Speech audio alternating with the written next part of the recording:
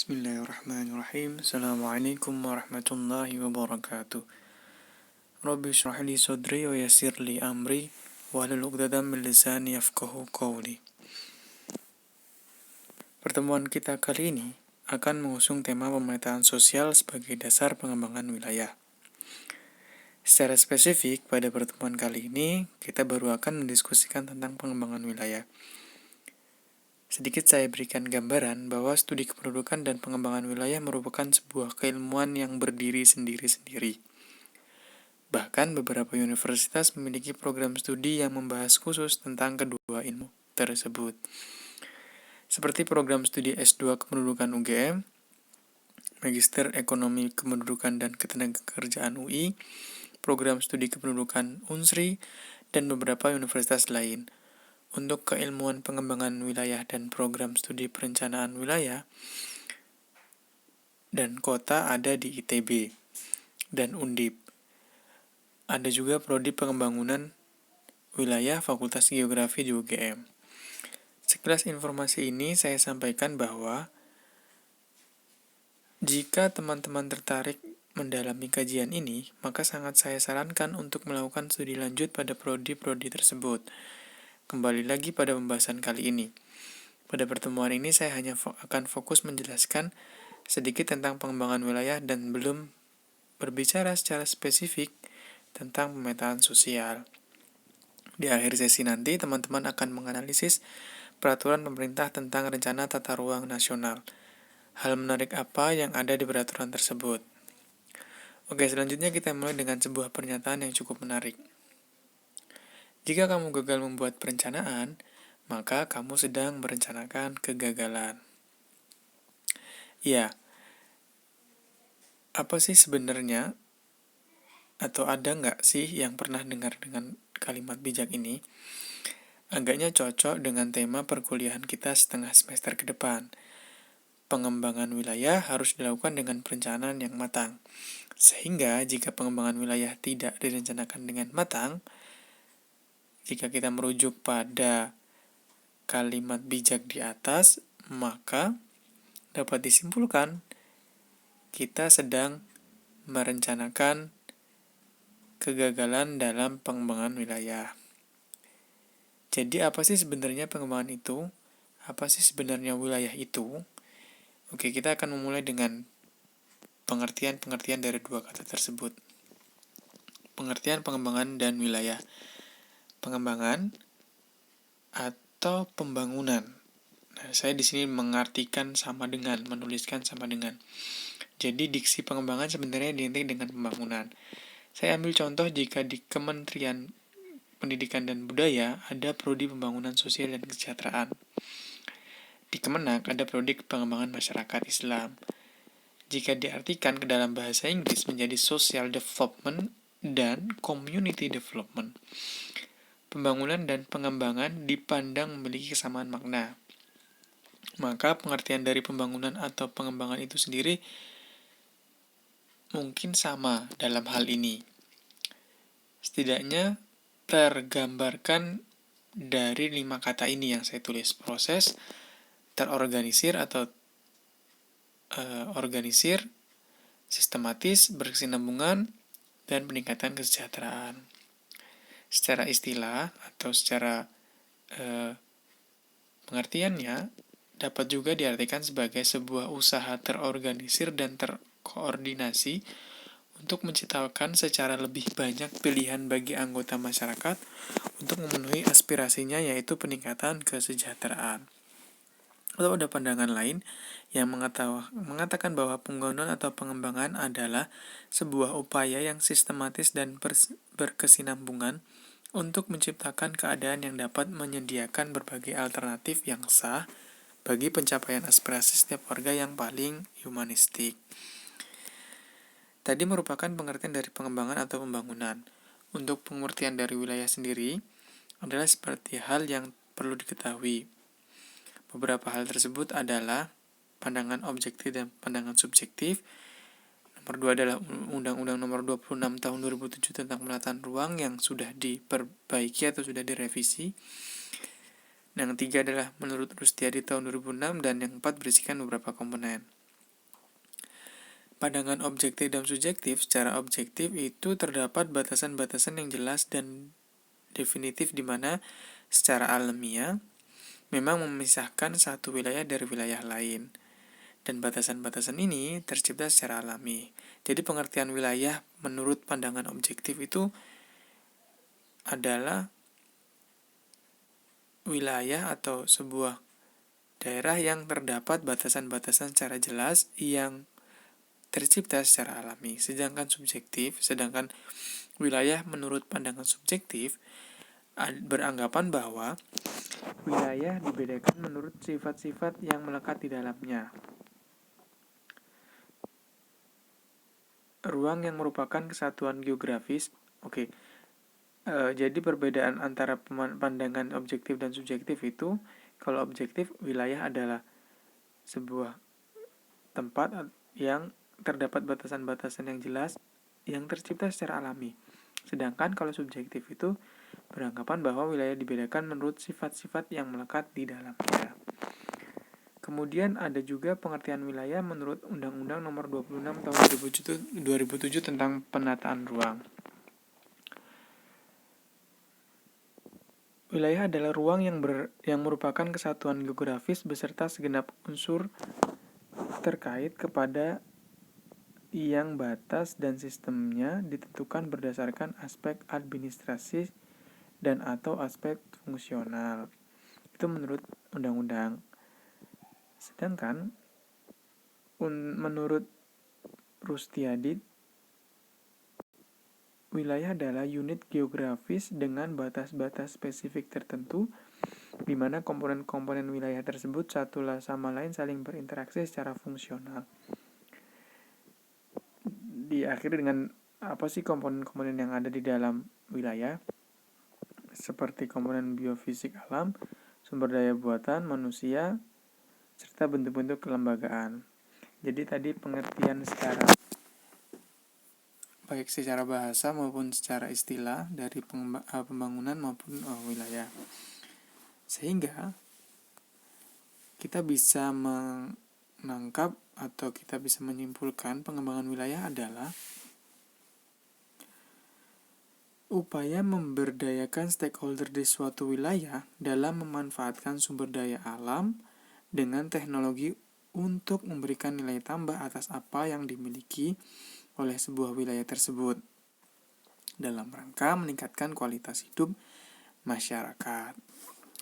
Atau kita juga bisa mengartikan pengembangan wilayah sebagai upaya mengawinkan secara harmonis sumber daya alam, sumber daya manusia, dan teknologi dengan memperhitungkan daya tampung lingkungan itu sendiri. Oke, tadi sudah kita berbicara tentang konsep pengembangan wilayah. Selanjutnya kita akan melihat tujuan, sasaran, dan paradigma pengembangan wilayah. Tujuan pengembangan wilayah sendiri ada 3, yaitu memperkecil kesenjangan, terpenuhnya pemerataan, dan pertumbuhan ekonomi.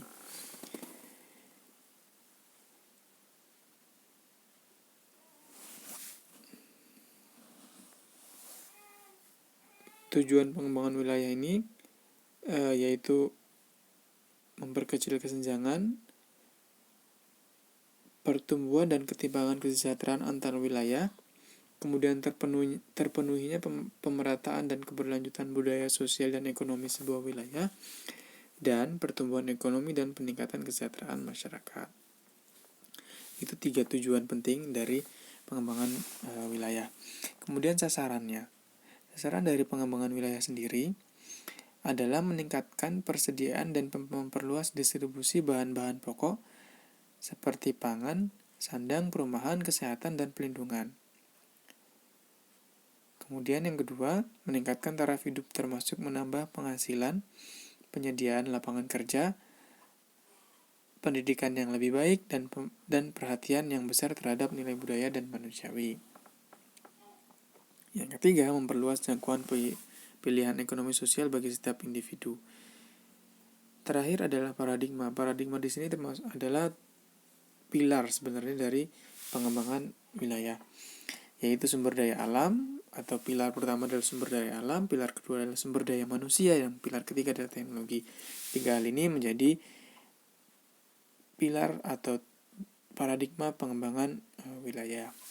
Kemudian selanjutnya adalah jenis-jenis wilayah. Ada 4 di sini, adalah wilayah homogen, wilayah nodal, wilayah perencanaan, dan wilayah administrasi.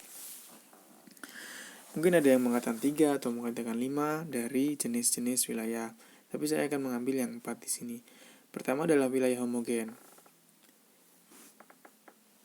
Suatu wilayah dapat dikatakan wilayah homogen jika ada suatu karakteristik tertentu yang berlaku umum dan dapat diterapkan pada semua bagian dalam wilayah tersebut. Karakteristik ini dapat berupa kesamaan aktivitas ekonomi, kondisi geografis, ataupun sosial budaya. Yang kedua adalah wilayah nodal. Dapat dilihat dari heterogenitas bagian-bagian yang ada di sebuah wilayah, seperti kota dan desa, tetapi memiliki hubungan fungsional sehingga keduanya saling berkaitan. Yang ketiga adalah wilayah perencanaan yang paling mudah dipahami sebagai suatu wilayah yang terintegrasi keputusan dan instrumen kebijakannya menjadi satu kesatuan yang utuh. Keempat adalah wilayah administrasi, yaitu memiliki batasan-batasan yang lebih jelas daripada wilayah homogen atau nodal. Hal ini digunakan untuk memperjelas ruangan-ruangan aktivitas di dalam wilayah tersebut, baik dari segi pemerintahan maupun bisnis. Keempat jenis ini dapat digunakan melihat sebuah wilayah dari kondisi maupun karakteristik sebuah wilayah. Ada wilayah homogen, wilayah nodal, wilayah perencanaan, wilayah administrasi. Oke, selanjutnya kita akan melihat transformasi strategi pengembangan wilayah, dan perbedaannya hanya terletak pada fokus strategi pengembangan wilayah itu sendiri.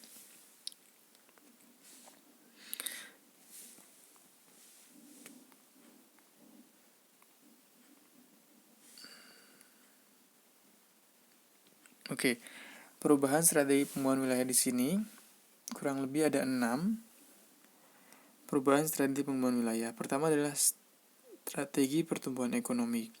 Di sini fokus strategi yang dibangun adalah pertumbuhan ekonomi. Fokus hanya di pertumbuhan ekonomi. Yang kedua adalah strategi pertumbuhan dan kesempatan kerja. Fokusnya di sini adalah setelah kita berbicara dengan ekonomi, kemudian sedikit bergeser pada pertumbuhan kesempatan kerja bagi masyarakat. Yang ketiga adalah strategi pertumbuhan dan pemerataan. Strategi ini menitik beratkan pemerataan pertumbuhan pada setiap wilayah. Yang sebelumnya kita berbicara tentang ekonomi, berbicara tentang kesempatan kerja, sekarang berbicara tentang pemerataan.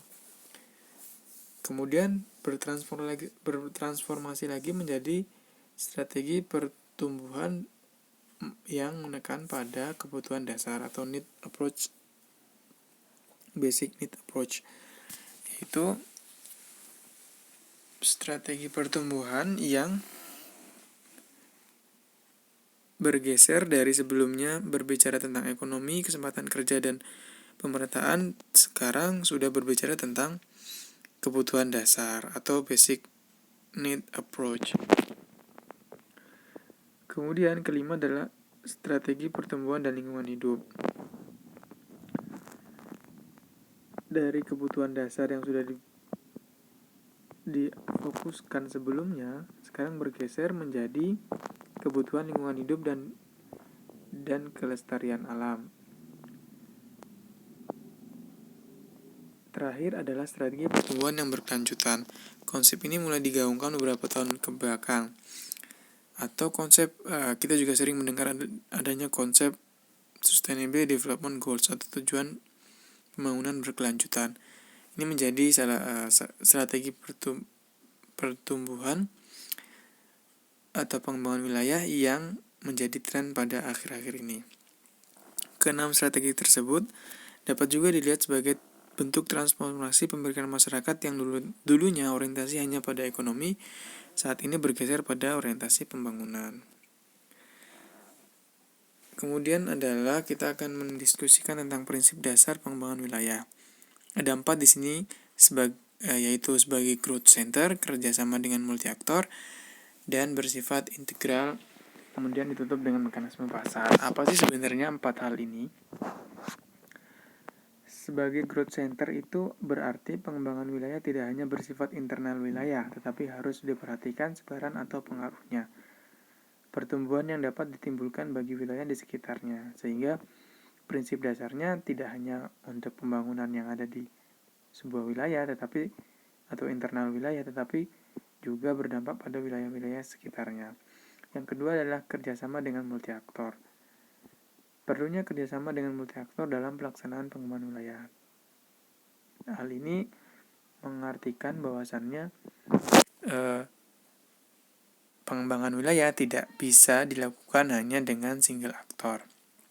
Yang ketiga adalah bersifat integral. Maksudnya apa? Bersifat integral di sini merupakan integrasi dari daerah-daerah yang tercakup dalam wilayah melalui pendekatan kerjasama. Setelah kita berbicara multi aktor, bersifat integral di sini adalah aktor-aktor tersebut melakukan kerjasama dan tidak saling memunculkan ego sektoral.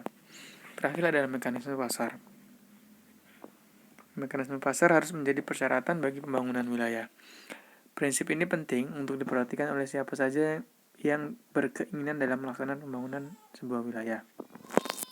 Meskipun poin keempat masih dapat kita perdebatkan, tetapi maksudnya adalah mekanisme pasar di sini agar perputaran perekonomian masyarakat di sebuah wilayah baru dapat terjamin dan sejatinya memberikan dampak keberlanjutan bagi masyarakat di wilayah baru tersebut. Oke, selanjutnya teman-teman akan melihat peraturan pemerintah yang berkaitan dengan pengembangan wilayah. Peraturan pemerintah ini adalah Peraturan Pemerintah Republik Indonesia Nomor 13 Tahun 2017 tentang perubahan atas Peraturan Pemerintah Nomor 26 Tahun 2008 tentang Perencanaan Tata Ruang Wilayah Nasional. Saya berharap teman-teman mencari peraturan pemerintah ini, kemudian baca peraturan pemerintah ini dan simpulkan atau ceritakan menjadi 1-3 paragraf bagian mana yang menarik menurut teman-teman dari peraturan pemerintah ini. Kemudian sertakan link dan referensi dari bahan bacaan teman-teman. Oke, tadi merupakan sedikit gambaran. Tadi saya sedikit menyimpulkan, kita di awal menjelaskan tentang konsep dari pengembangan wilayah. Kemudian ada beberapa tujuan, sasaran, prinsip, ada paradigmanya, kemudian ada transformasi pengembangan wilayah dari yang ekonomi oriented menjadi sustainability oriented. Kemudian di akhir dengan teman-teman melihat peraturan pemerintah tentang tata ruang, dan saya pikir cukup sekian dari saya untuk pertemuan kali ini. Semoga hasil diskusi kita ini bermanfaat. Jika ada salah-salah kata saya mohon maaf. Wallahul muwaffiq ila aqwamit thoriq. Assalamualaikum warahmatullahi wabarakatuh.